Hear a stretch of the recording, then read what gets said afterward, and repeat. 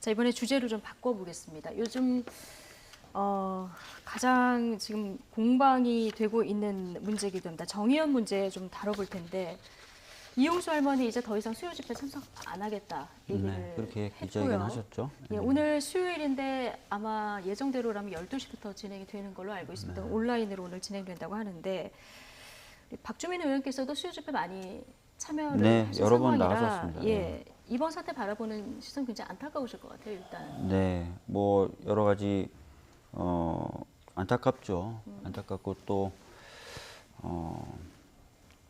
잘 해결됐으면 좋겠다는 마음이 큽니다. 예. 네. 성일종 의원이 야당에서는 이거 조사해야 된다 이런 얘기까지 나왔는데 지금 가장 크게 문제가 된다고 보는 거는 어떤 부분입니까? 우선 우리 역사에 있어서 참 많은 희생을 하시고 또 우리가 일본에 대응할 때 도덕적 우위가 바로 이런 부분 아니겠어요?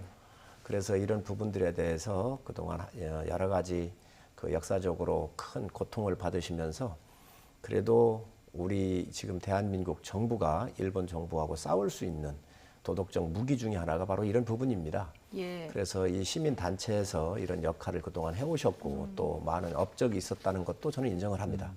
그렇지만 이 시민단체라고 하는 것은 굉장히 중요해요. 도덕성이 굉장히 중요해요. 투명하게 해야 돼요. 근데 여기 내부 문제로부터 지금 불거져 나와 있는 여러 가지 부조리에 대한 문제, 불협화음에 대한 문제들은 반드시 국민들한테 소상하게 밝혀야 된다. 그래야 국가적으로 좋고 그리고 이 단체는 국고 보조금을 받고 있어요. 지금 5억 3천 정도가 들어가 있고 전체적으로 한 22억 정도를 기부금 플러스 이렇게 해서 받은 것 같은데 이 많은 돈들 중에서 어떻게 쓰여져 있는지 이 투명성에 대한 국민적 요구가 있는 거기 때문에 이거는 명확하게 이번에 짚고 넘어가는 게 좋겠다는 생각을 갖고 있습니다. 예. 좀 말씀하신 대로 이번 논란의 가장 큰 쟁점 중에 하나가 이 후원금 문제와 관련해서 정의연의 회계 처리가 좀 깔끔하지 못했다 이런 부분이 지금 계속 지금 의혹을 증폭시키는 요인이 되고 있는데 그러면 외부 기관의 회계 감사를 받으면 되지 않느냐 이런 지적들이 있습니다. 정의기억연대 이나영 대표 여기에 어떤 얘기를 했는지 일단 듣고 오시죠. 외부 기관이라는데 한번 종합회계감사를 맡겨볼 의향은 없으십니까? 저희는 법적 절차에 따라서 변호사 한 분과 회계사 한 분의 회계 감사를 받고 있습니다. 그리고 그걸 다 공시하고 있고요. 네. 그리고 보고하고 있습니다. 정부에. 예. 저희가 왜 시민단체가 그런 식으로까지 의혹에 몰려서 외부 회계 감사를 받아야 되는지 저는 모르겠고요. 한국 사회에서 굉장히 많은 시민단체들이 있습니다. 그 모든 시민단체들에게 악영향을 끼치는 행동이죠. 네, 사실 정 의원이 뭐 회계 전문가들이 아니니까 좀 미흡할 수도 있는 부분인데 일단 뭐 보관하고 있던 영수증들 공개하면 가장 깔끔할 것 같고요. 그리고 외부 회계 감사를 일단 받아보면 가장 깔끔하게 끝날 것 같은데 지금 이나영 대표 얘기를 들어보면은 이렇게 하게 되면은 다른 시민단체들한테 악영향을 끼친다. 그래서 외부 회계 감사를 받을 계획이 없다. 이렇게 얘기를 하고 있거든요. 이 부분은 어떻게 보십니까? 일단은 뭐 아까 이제 성 의원님 말씀하신 대로 시민단체는 이제 도덕성이 굉장히 중요하고 그렇기 때문에 회계나 이런 부분 투명하게 관리돼야 될 필요성이 있습니다.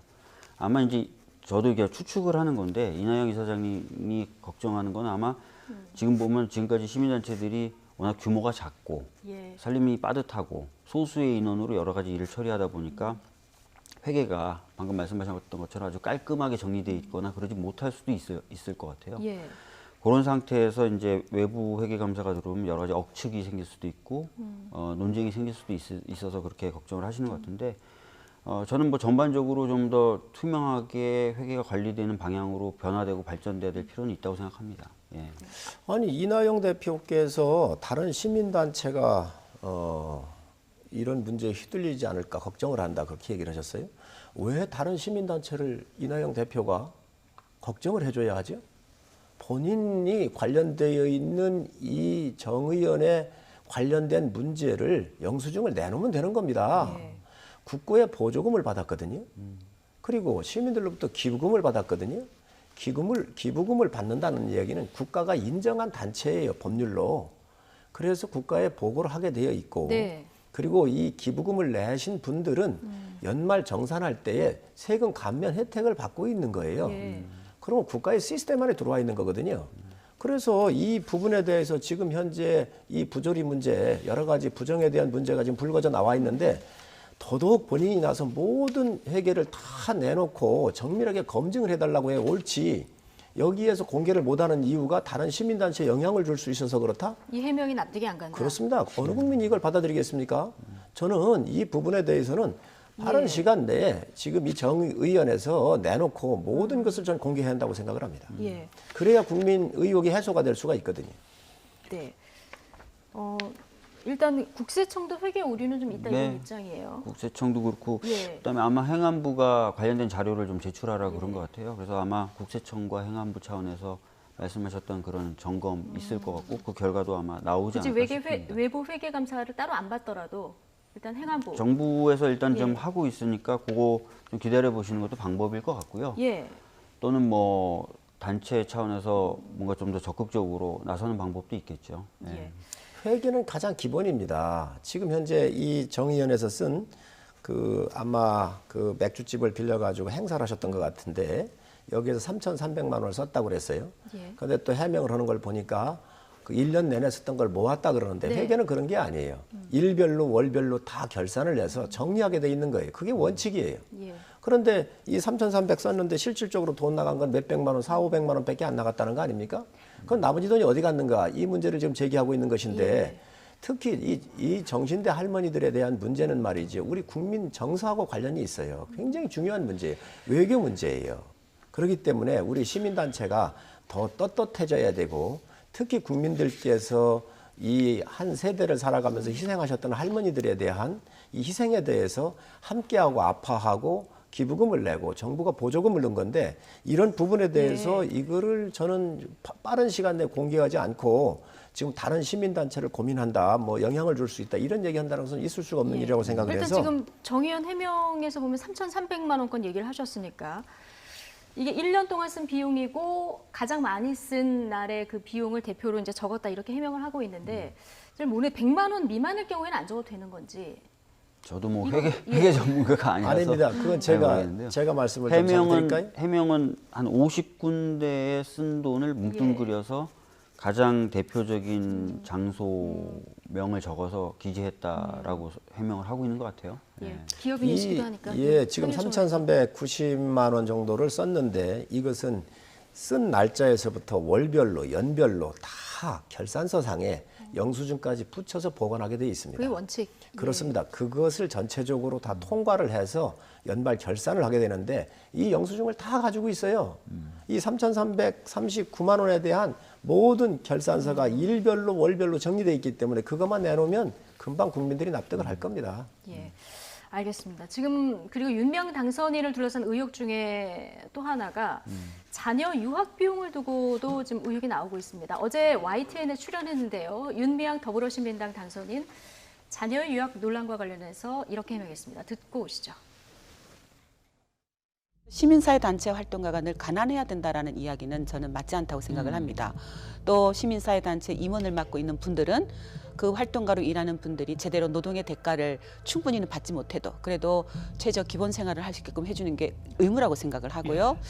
그런데 마치 제가 딸의 유학비를 이런 기부금에서 사용한 것처럼 하는 그런 글들도 봤어요. 그러니까 그건 저뿐만 아니라 평생을 엄마에게 제대로 돌봄을 받지 못하고 자란 제 딸에게도 굉장한 명예훼손이다라는 생각이 들고요.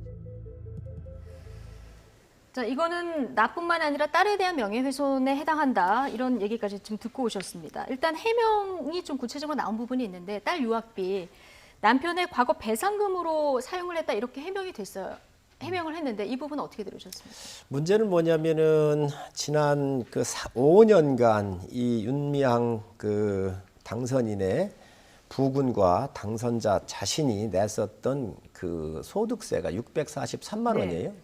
그러면 643만 원이면 연간 부부 두 분이 합쳐서 연간 수입액이 5천만 원 미만인 거죠. 그렇잖아요. 그게 뭐 정확한 거예요, 이거는. 자, 그러면 아이가 하나 유학을 갔었을 때 1억 정도는 들어갑니다.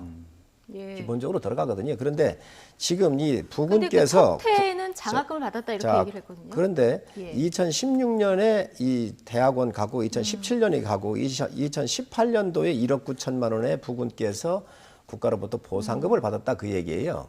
그러면은 2018년이나 19년도부터는 이 1억 9천을 가지고 집행해도 맞다고 이렇게 볼 수가 있는데 그런 16년이나 17년에 한 2억 정도 들어갔던 돈들은 어디서 사용했는가 이거를 정확하게 설명을 해야지요. 이런 것들이 지금 안 되니까 예. 지금 이 정 의원의 회계 부실과 지금 부정에 대한 의혹의 눈길로 이게 일치가 되고 있는 거거든요.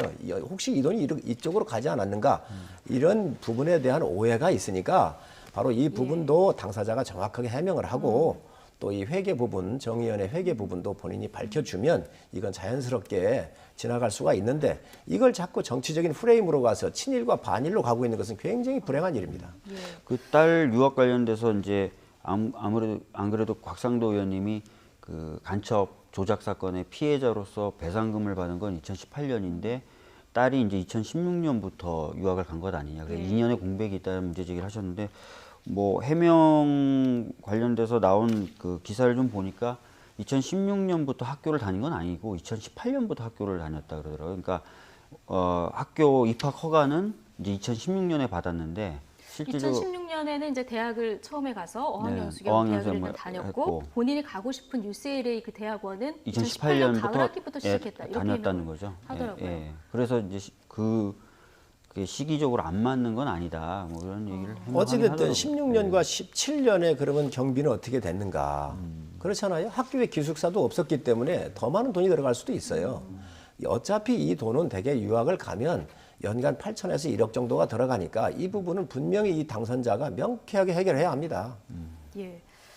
어쨌든 조금 의혹이 제기된 만큼 조금 더 적극적인 이제 해명이 앞으로 좀 나올 것으로 기대를 해보고요. 근데 윤미향 당선인 지금 여러 가지 의혹들이 제기되는 게 지난 6개월간 가족과 지인들의 숨소리까지 털린 조국 전 법무부 장관 생각이 난다 이런 얘기를 했고요. 또 반대편에서 그 전역 작가도 윤미향 당선인을 여자 조국에 비유하기도 했는데 이 문제에서 조국 전 장관 프레임이 등장하는 건 어떻게 보십니까? 글쎄요, 뭐 아마 이제 이 윤미향 당선인 같은 경우에 좀 여러 가지 이제 그 고통을 좀 받고 있나 보더라고요. 뭐 일간지 기자가 이제 미국에 자기 예. 딸의 주변 정황이나 이런 것들 계속 예. 물어보고 다닌다든지 했던 문제. 그러니까 사실 언론이 좀 뭐 진실을 밝히는 건 좋지만 이렇게 지나치게 사적인 부분까지 들어가는 것 자체는 항상 그 문제 제기되어 오지 않았습니까? 예. 그래서 그런 부분은 좀 언론분들도 좀 주의를 해주시면 어떨까라는 생각을 가지고 있습니다. 예, 지금 이 상황을 일본도 보고 있을 거기 때문에 여러 가지 이제 프레임 대결로 이렇게 장기화되는 거는 별로 바람직하지 않을 것 같은데요. 송일정 의원님 어떻게 보십니까? 윤미향 당선자가 고통을 받고 있다라고 고통 안 받을 수 있습니다. 왜 고통을 받습니까? 회계장부 딱 내놓고 정부에서 보조금 받은 거, 국민들께서 성금 내놓은 거 이렇게 썼습니다 하고 정확하게 증명이 돼버리면 전혀 고통받을 일이 없습니다. 어느 언론도 취재할 이유가 아무것도 없습니다. 왜 이것을 감추면서 본인이 마치 피해를 본 사람처럼 이렇게 정의로운 척하고 있습니까? 피해자인 척하고 있습니까? 당당하게 내놓으십시오. 그거 내놓으면 모든 게 다 일소가 됩니다. 이걸 안에서 하는 문제를 왜 자꾸 아니 지금 친일하는 세력이 어디죠? 지금 이렇게 몰아가는 게 오히려 더 친일 아닐까요? 저는 이 당선자가 정치권에 들어왔는데 그동안 본인이 쌓아놨었던 여러 업적조차도 지금 저는 허물고 있다고 생각을 해요. 그래서 다시 예. 한번 이 논란을 종식시키기 위해서는 정의연에서 그동안 국민 성금으로 또 국고 보조금을 받았었던 이 회계를 투명하게 공개하면 억울하지 않을 것으로 생각을 합니다. 예. 박주민 의원께 마지막 질문 네, 드리겠습니다. 네. 사실 정대협, 정의원 이런 시민단체들 힘으로 위안부 문제 해결 여기까지 온 것도 사실입니다. 사실입니다. 이 공은 뭐 모든 국민들이 알고 있는데 네. 그렇다고 제기된 의혹들을 그냥 넘어갈 수도 없고 뭔가 좀 투명한 해명이 좀 더 나와야 된다 이런 얘기를 지금 해주셨는데 정 의원 앞으로 어떤 방향으로 나가야 된다고 보십니까? 뭐 정의원 자체도 아마 이제 방향을 좀 재설정하겠다라는 이야기, 그 다음에 그동안 이제 서운했을 수도 있는 할머님들과의 관계에 대한 부분 이런 것들을 여러 가지 방향으로 검토를 지금 하고 있는 것 같더라고요. 아까 말씀하셨던 대로 이 위안부 피해자 문제가 여기까지 올 수 있었던 거는 그런 단체들이 예. 있었기 때문입니다, 사실. 그런 업적들이 계속 좀 잘 유지되고 앞으로도 이 위안부 피해자 문제가 지속적으로 제기될 수 있도록 좋은 방향 좀 찾았으면 좋겠습니다. 예. 뭐 피해 할머니들의 뜻을 계승하고 이 목소리에 귀 기울이는 게 가장 중요하지 않을까. 지금도 그 부분이 가장 중요하지 않을까 싶습니다. 오늘 더불어민주당 박주민 의원 그리고 미래통합당 성일종 의원 두 분과 함께했습니다. 고맙습니다.